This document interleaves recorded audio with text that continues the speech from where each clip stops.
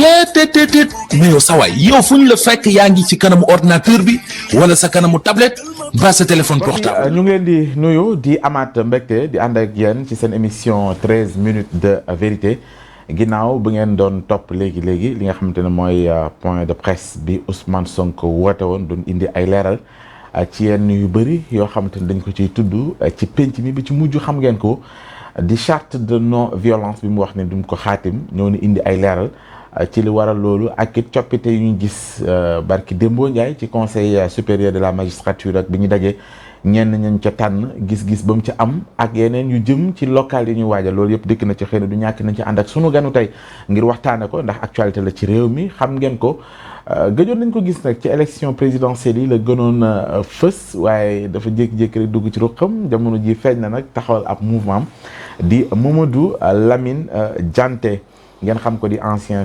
syndicaliste bu fekkee mën nañ ko waxee noonu ndax syndicaliste moom jàpp nañ ni du am ancien donte nag dañ waxtaan ak moom lenn ci actualité ndax xam ngeen ko ci Daara Jolof la xewee ñu wax ni yenn ci classe yi dañu koy tëj ngir jagleel ko ñi nga xam ne ñooy waajal bis boobu ñu jagleel wàllu càmm di élevage ci réew mi du ñàkk xëy na dina ci joxe gis-gisam maa ngi fàttali ne moo jiite mouvement pour une citoyenneté engagée ànd nawle sànq maa ngi koy wax observé ko nekk ànd nawle maa ngi koy dégg ak ñoom Serigne Bouba nga ca ànd xaw ma nag lu mu ci xalaat loolu yëpp nañ ci ànd ak moom kilifa gi maa ngi lay nuyu di rafetlu sa teewaay ci plateau bi di la wax ni gëjoon nañ la gis. dëgg la maa ngi lay fay sëñ Ousmane di la remercier ci invitation bi. waaw géej gise bi moom du lenn lu dul dafa am ci lu ma nekkoon. donc am na loo xam ne boo ci nekkee foo nga def tuuti retrait.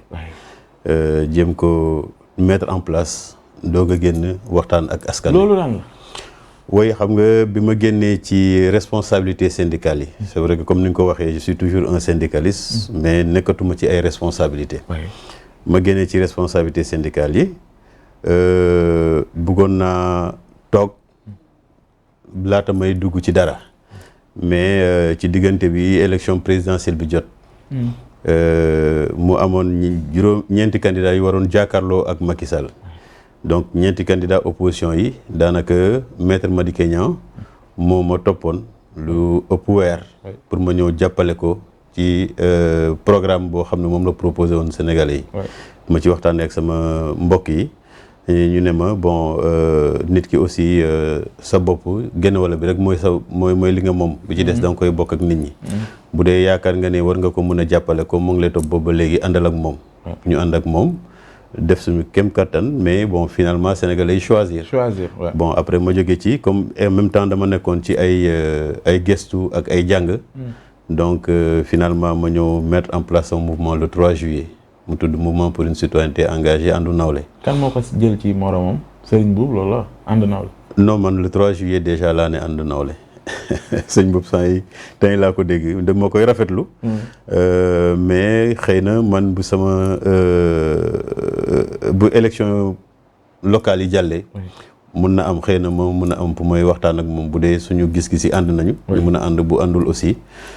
moo mun a continuer sama yoon. d'accord actualité bi violence yi la ñuy gën a nemmeeku jamono ji mu mel ni ñi ci gën a fës te ñu leen ciy tudd mooy ñaari camp yu taxaw Yewwi Askan Wi bu ñu ko waxee leader yi ko composé Benno Bokk Yaakaar ci geneen wet gi suivre nga xëy na actualité bi la xewoon ca Ziguinchor. ginnaaw gi gis nga le 10 novembre bi ñu génn Barth bi ñu koy wowe ji la ca xew yëpp ba ci mujjantal nga doxam yu mu doon dox fii ci Ndakaaru ngir waajal ko yooyu yëpp ak fi ñu ci toll ba Ousmane Sonko barki Dembo Ndiaye charte bi duma ko xaatim tey mu ñëwaat indi ay leeral ne li war a du ko xaatim mooy ni de l'autre côté ñoom lu leen neex ñu def kenn du leen wax ñoom bu ñu waxee ñu wax noo koy jàngatee globalement ci taxawaay bi kan ngay jox dëgg kan nga jàpp ni moo newul xëy na ci dëgg.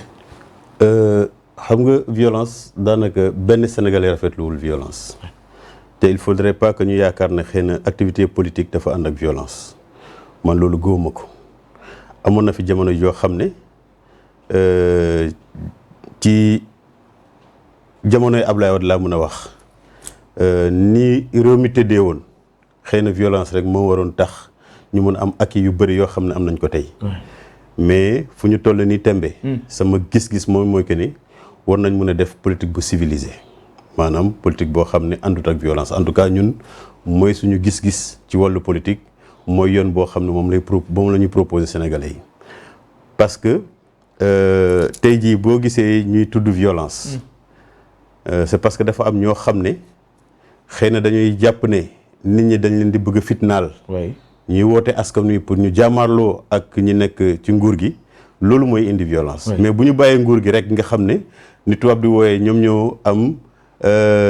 ñoo sañ a def la violence légale bu ñu leen bàyyee ñoom deng du ñu mës a jóg di dal ci kaw askan wi mais nag boo wootee ne askan wi jóg leen fippu dinañ jàmmarloog nguur gi. loo bëgg ñu déggee foofu parce que Ousmane dafa jàpp ni dañ koy provoquer chaque fois tooñ bi ci ñële lay bàyyi ko ñëw ci moom mais tout le temps moom la ñuy tudd. waaw mënoo ko comprendre ci côté boobu. waaw su fekkee ni dafa wax ni dañu koy. xam nga Ousmane Sonko sama nawle la. xëy na mënuma ko jox ay conseils mais man sama wàllu bopp laa wax ne bu ma nekkoon ci place am.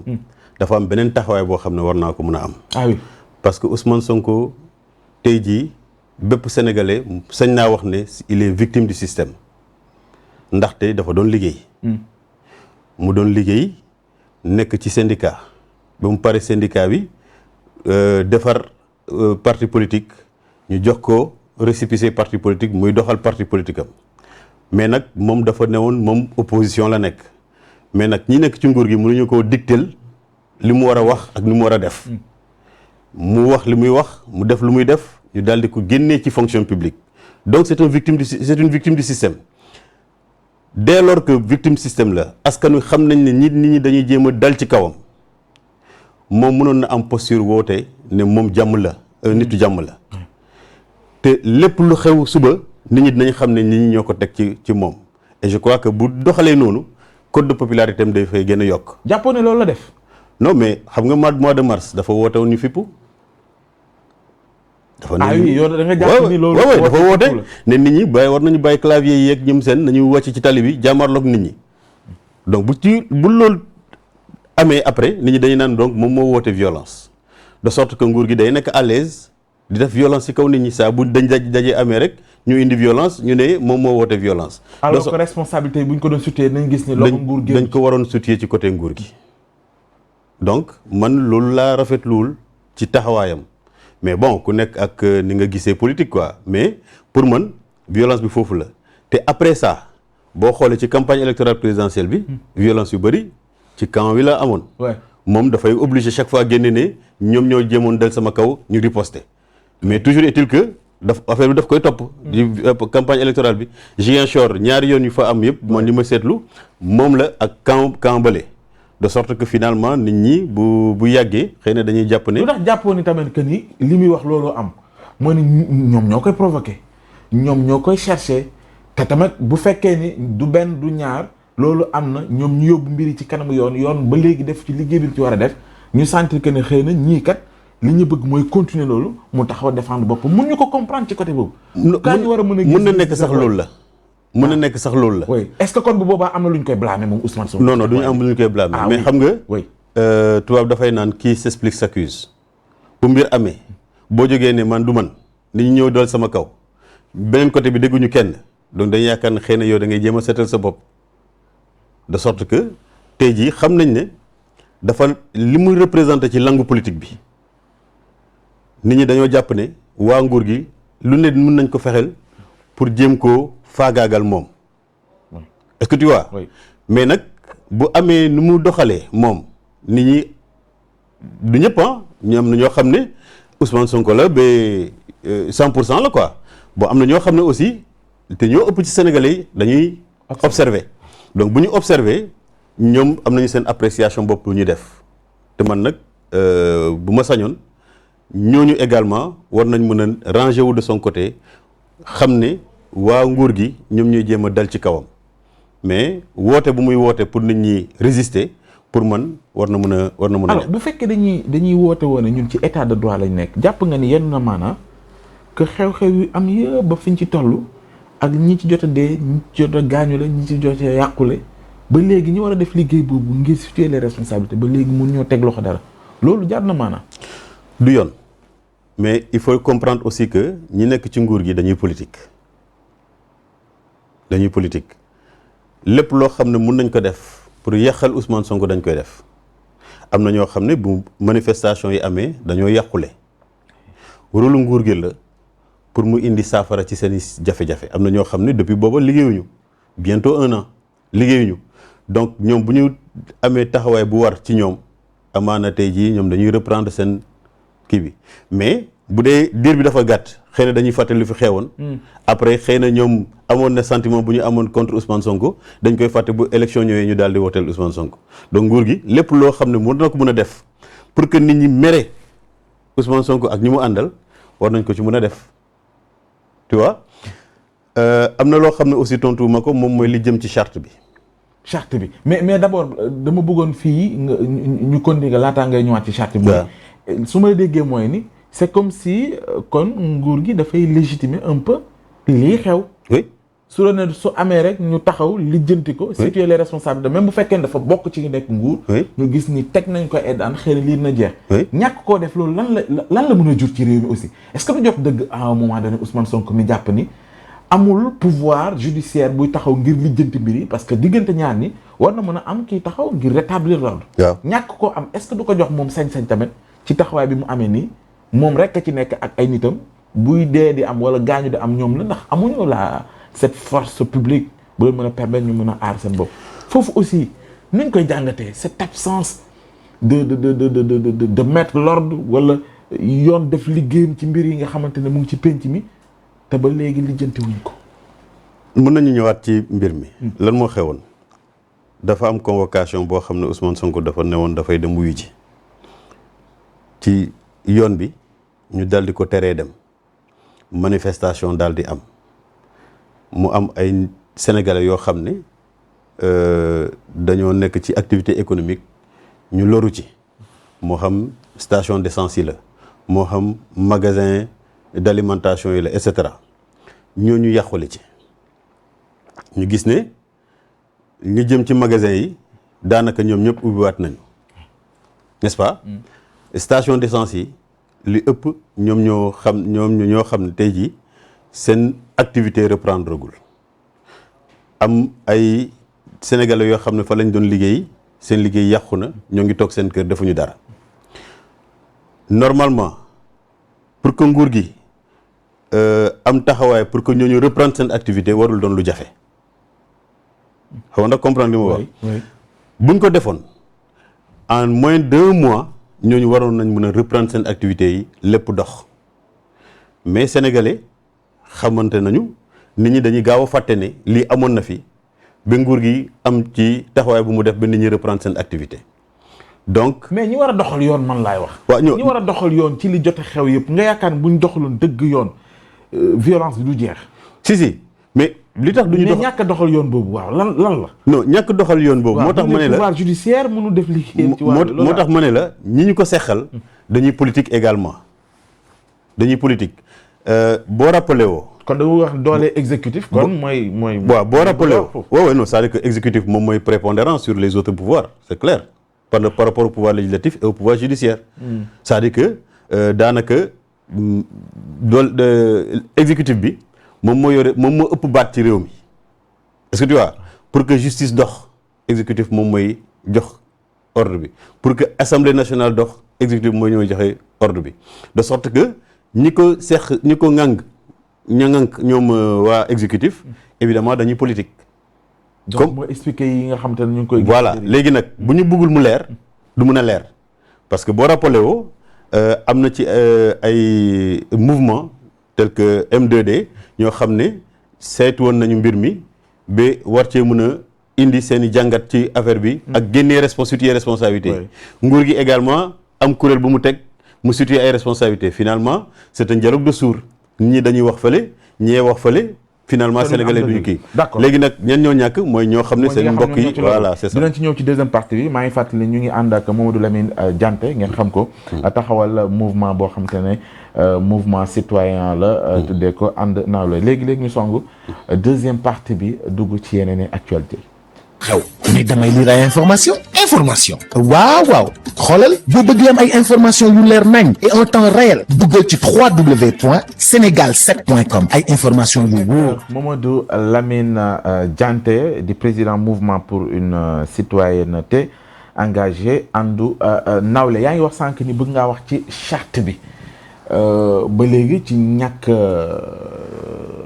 élection yi nekk ni am violence ak li ci Ousmane Sonko wax ni du ko xaatim lan nga jàpp ni moo ci war a doon taxawaayu acteurs yi ak it charte boobu noonu comme ni ko Ousmane Sonko laajee gaañu ne est-ce que am nañu maanaam sañ-sañ bu leen permettre ñoom opposition bu nangoo pouvoir également nangu ni moom it dina ci sóobu noo koy déggee yow charte boobu nga xam te ne mujj naa sax diviser ñi nga xam te ne ñoo nekk ci société civile bi.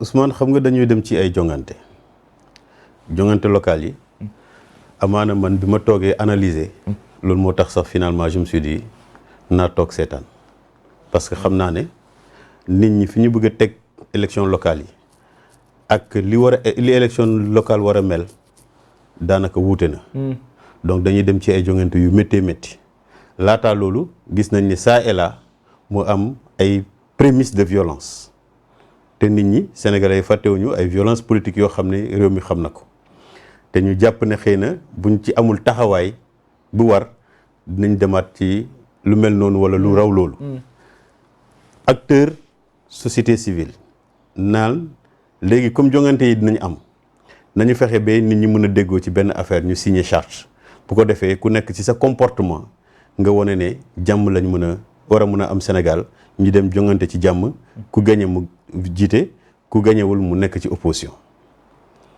loolu bu amee parce que ñi proposé charte bi ay sénégalais la ni yow ni man ni keneen bu dee yow garantie nga bëgg mun nga ne par exemple ñi ko ŋànk boo xoolee ne am na ñoo xam ne dañ ci war a dolleeku pour mu ëpp assurance mun nga leen laaj ne man mun naa d'accord naa ci signer charte mais bëgg naa diw ak diw ñu porter garant ne ñoom ñooy porter charte bi. Ousmane dafa laaj gars yi na leen charte bi est-ce que am na lan moo mooy wóor ni man su ma ko signé bu ngeen demee ci kilifa gi mu signé ko su fekkee respecté wul engagement ndax yéen da ngeen toog publiquement ni moom moo tooñ. ñooñu tontu ko. tontu bi amul lim ci doon xaar amu ko ci. oui mais xam nga. am na yeneen yu mu leen laaj aussi. oui waaw yu demee noonu. waaw léegi ñàkk am nag assurance boobu. mooy expliquer le fait que moom publiquement Ousmane Sonko ne di ko xaatim amoo ci droit. am na ci droit su ko wóoree ni xëy na. kii tax ñu koy signaloo charte bi moom it xëy na joxul bopp ñi composé kuréel googu tey woote woo charte bi loolu aussi war ñu ko ci mën a nangul. mën na ci am droit mais pour man réponse bi warul nekk lu définitive parce que sénégalais yi dañoo soxla assurance te nee naa sénégalais yi bëgguñu violence bu ñu indee charte ci yow. parce que communication dafa am loo xam ne ay fait la am loo xam ne communication la. te communication moo gën a garaaw. donc bu ñu indee charte ne la signal charte bi nga jóg ne laaj naa lee aw ma ci garantie du ma signer charte bi ñenn ñi mën nañ ko dégg ñeneen ñi mën nañ ko bañ a dégg. parce que yow foo ci ne yow ci ñaari yooyu ban nga ci nekk. non man buñ ma interpellé woon man ma xool charte bi ak liñ ci tëral ci ay dispositions.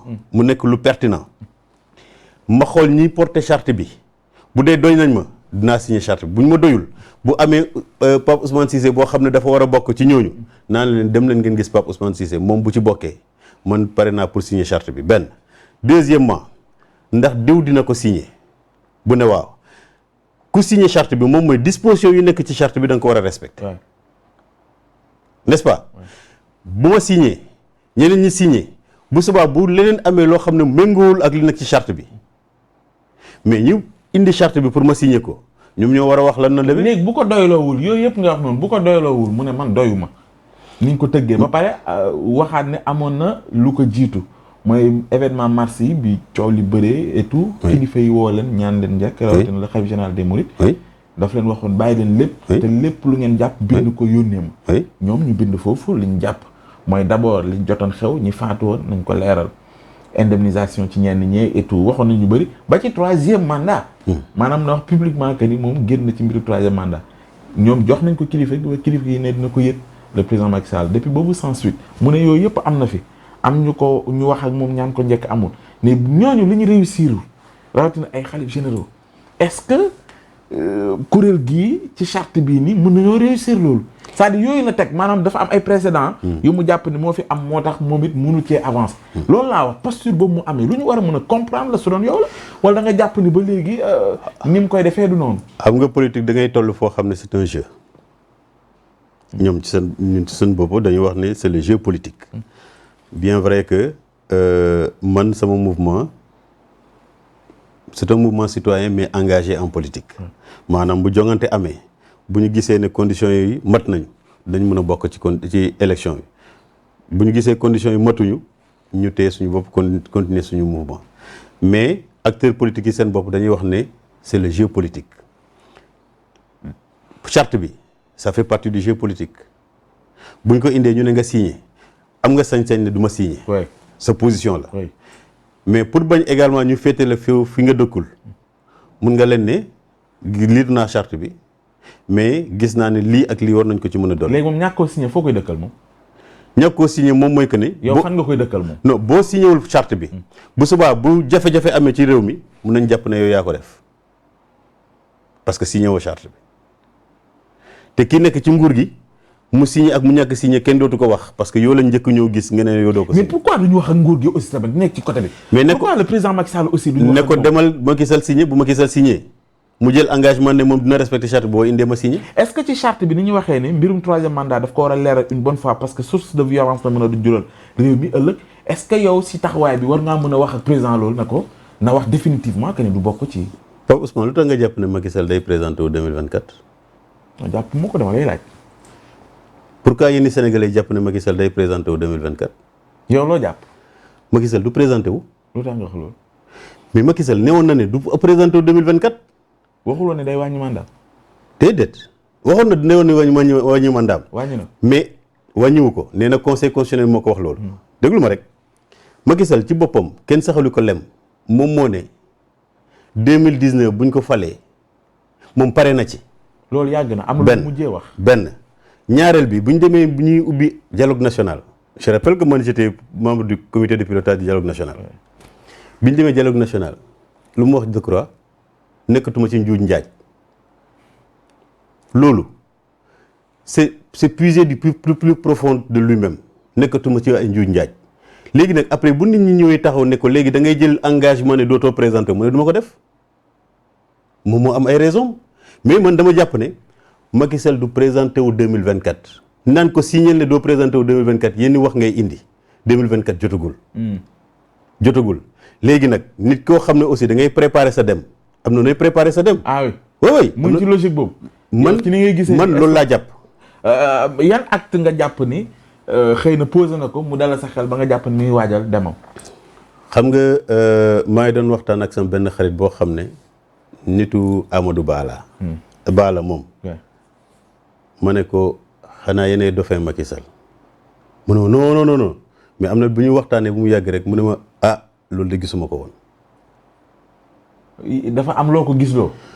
oui mais xam nga kuy dem aussi bu newoon depuis 2019 man pare naa ci mu am parti boo xam ne mouvement yi sax ñoo ko gën a structuré parce que boo ne APR tey xamoo yan kuréel ñoo ŋànk APR nee nañ am na bureau exécutif national moom moo koy présider réunions yi régulier wul et cetera mais après ça va aller dans tous les sens te on sait que il y a des loups aux dents longues ci au niveau de l'APR ñoo xam ne après xeexu métti lay doon de sorte que mandat bi mën na bañ a yegg wala même buy yegg aussi xëy na ñeneen ñoo koy eggali parce que nit ñi dañuy naan xaaral ma dem wuti fu may def lu may def ñoo xam ne jëfoon nañ ay tooxi dooni ci seen gestion dañuy wut ay buntu foo xam ne bu ñuy jaar mais moom bu amee taxawaay boobu c'est compréhensible pour man mais léegi nag naan ko da ngay taxaw ne nit ñi doo présenté wu 2024 pour man dafay indi yenn problème yi mais man dama jàpp ne Macky Sall du présenté wu 2024 parce que am na kenn ku mu xalaat amul droit présenté wu 2024 te moom xam na ne amul droit présenté wu 2024. yow kan nga jàpp moo nekk ci xelam yaa ngi tudd Amadou Ba.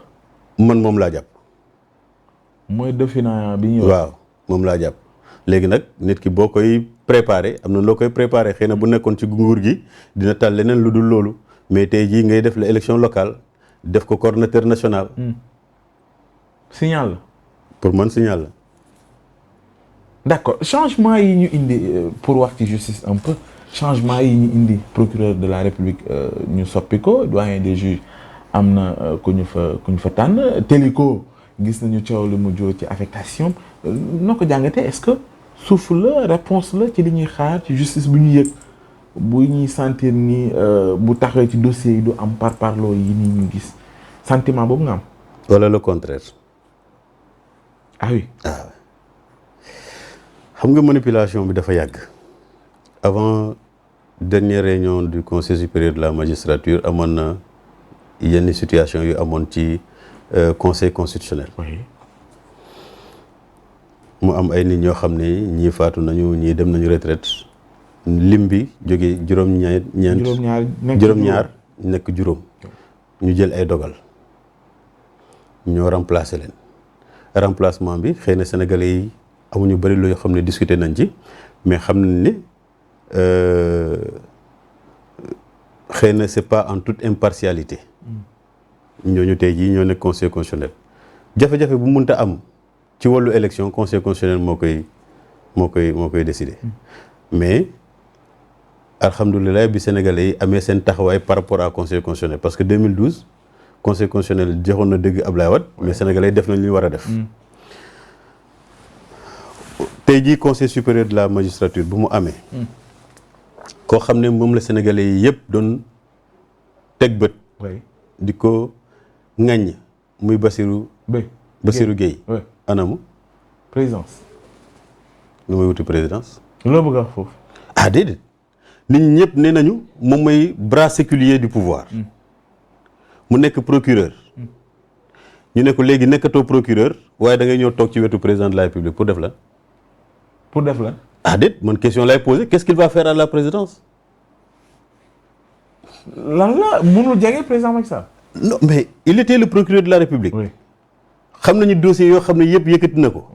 am na ay dossiers yoo xam ne sénégalais ñu ngi xaar pour mu indi ci leeral mu teg ci conc bi. tey jii kooku ñu jëlee ko foofu remplacer ko keneen moom ñu jël ko indi ko présidence de la République. am na ñoo xam ne ñu ngi présidence de la République waaye lu yàqu ci réew mi ñoom ñoo ko yàq. lu yàq ci réew mi. lu yàqu ci réew mi entourage ñoom ñoo ko entourage président de la République. tey jii moom moo il est là-bas moom mooy dina bokk ci ñuy xelal président de la République te déjà am na bët yoo xam ne moom la ko Sénégalais yi di xoolee buñ ne léegi nag kooku moom mooy xelal président de la République parce que léegi cabinet président de la République la nekk xel mun na tey ñaareel bi. Souleymane Téliko ñëpp gis nañ taxawaayam ci magistrature ak xeex boo xam ne xeex na pour que magistrature bi am indépendance am même bu dee man am na ay ponk yoo xam ne d'accord ma ceeg moom. parce que on a beau vouloir l'indépendance de la justice. Je n'aimerais pas être dans un pays où on aura le pouvoir des magistrats. Oui. Je n'aimerais pas être dans un pays où on aura le pouvoir des magistrats. Il faudrait que parce que yoon dafa sew. Foog mu am koo xam ne au moins dina am bët ci ni nit ñi di doxalee. Mais laaj na aussi tey jii gars yi gën a am tuuti autonomie tuuti indépendance pour mën a def seen liggéey ni mu waree. Mais tey jii son affectation à Tamba. boo xam ne cour d'appel boobu sax commencé wul fonctionner ni mu waree. loolu firnde la. Cela veut dire que nit ñi dañ koy continuer di xeex parce que Thiès la nekkoon. bi mu nekkee Thiès mu fay def liggéey bu mucc ayib. ñu jëlee ko foofu yóbbu ko foo xam ne amaana bu demee du am fu muy liggéey. est-ce que du li muy prouver ak expérience am def ko Thiès Tamba soxla na ko yeneen gox ci Sénégal. waaw mais Tamba pourquoi ñu war a mën a xalaat derrière que ni chaque fois rek sanction la pourquoi ñuy xalaat. mais nit alors que Tamba beneen gox la comme beneen gox ci Sénégal comme yeneen yi.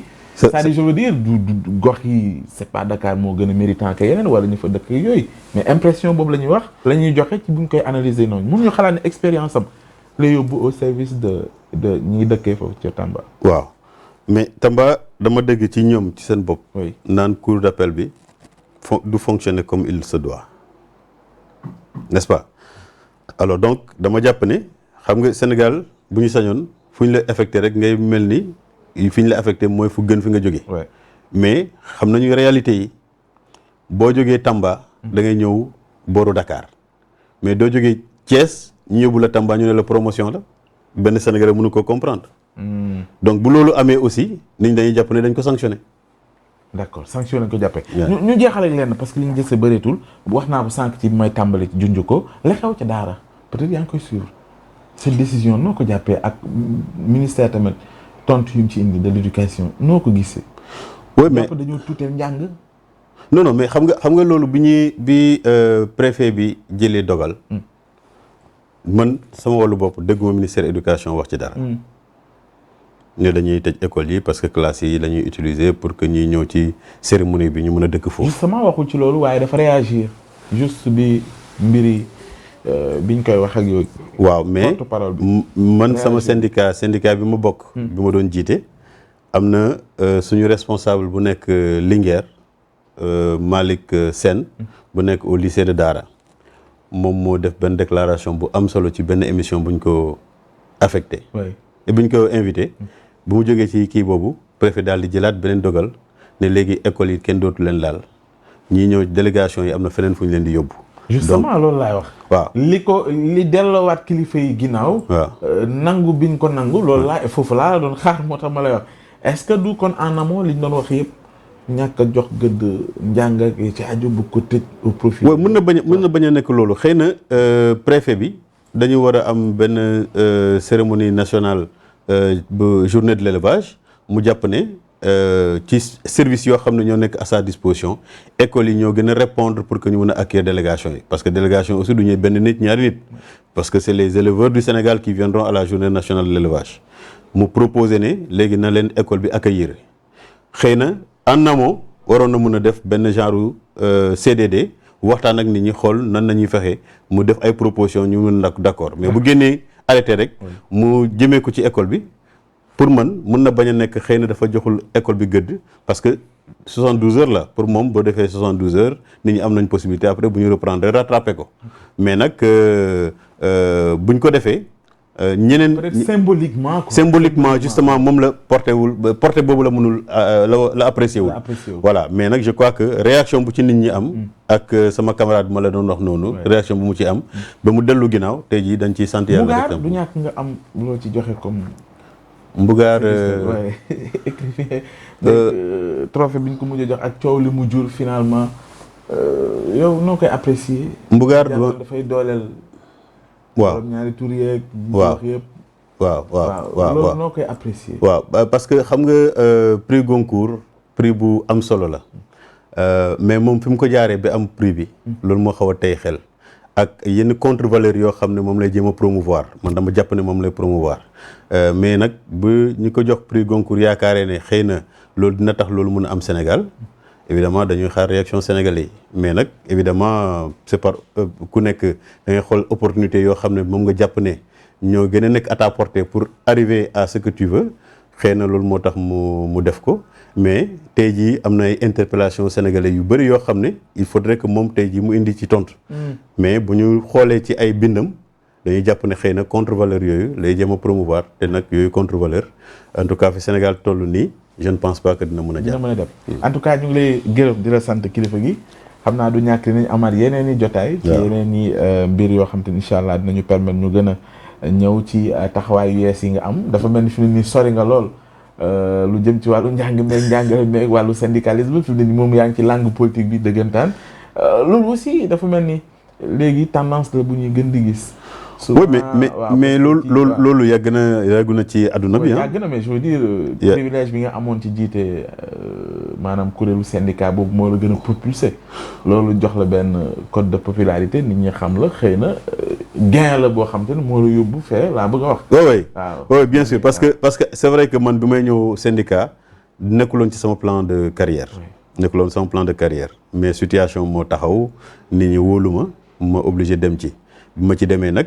am taxawaay boo xam ne am naa ko ci samay naataangoo. léegi de loin nooy xoolee sa gars yi léegi. bëgguma leen de toute façon maa ngi ci parce que damay participer ci réunion yi di leen wax sama xalaat et tout ça là mais c'est vrai que sénégalais yu bëri saa bu ma tasee ak ñoom ñu ne ma yow de bi nga fi nekkee ni nga taxawoon léegi sa gars yi taxawuñu noonu bon mais ku nekk ak sa doxalin quoi. ku nekk ak sa doxalin mais c'est vrai que nguur moom du mbokk du xarit. du mbokk du xarit. waaw d'accord en tout cas ñu ngi lay gërëm di la sant. maa lay remercier bu baax a baax ci invitation bi. ñoo ko bokk. bi ma woowee ci invitation bi xawoon naa hésité tuuti mais yow moom mënuma la bañal dara. donc parce que bëggoon naa toog ba après élection locale yi. comme bokkuma ci élection locale yi. après ma ñëw maintenant am sama taxawaay boo xam ne dina ma permettre ma dem ci législative yi. bien sûr mais yow moom mënuma la bañal dara te kontaan na bu rëy laa am aussi bu ma ñëwee fii ak waxtaan bi nu mu demee. di remercier sa téléspectateurs yi ak internautes yi nga xam ne ñooy seetaan Sénégal 7 te di rafetlu également liggéey bu ngeen di def. merci beaucoup merci en tout cas yooyu ñu ngi lay gërëm bu baax. ci ni ñu nangulee. ak it ni nga ñëwee wuy suñu ci émission bi di ko rafetlu bu baax. merci di la ñaanal aussi ci aventure bu bees parce que yombul politique moom ci réew mi ak li ñu ci xam. dëgg la yombul ñu ngi lay gërëm di la sant. Mamadou Lamine Dianté may fàttali ne moom mooy président mouvement pour une citoyenneté engagée ànd. Nawle wax nañ dina waxtaan ak Serigne Mboup ngir ñu xam ndax da ngeen di fekk ji wala da ngay seey wala nu ngeen di liggéey en tout cas ñu ngi koy gërëm di ko sant gërëm leen sant leen yéen it ñu doon bàyyi xel de internet yi ci Sénégal 7 rawatina seen émission 13 minutes de vérité suba incha allah lañ fi dajewaat beneen numéro beneen gan ànd ak ñi nga xam te ni ñooy technicien yu Sénégal 7.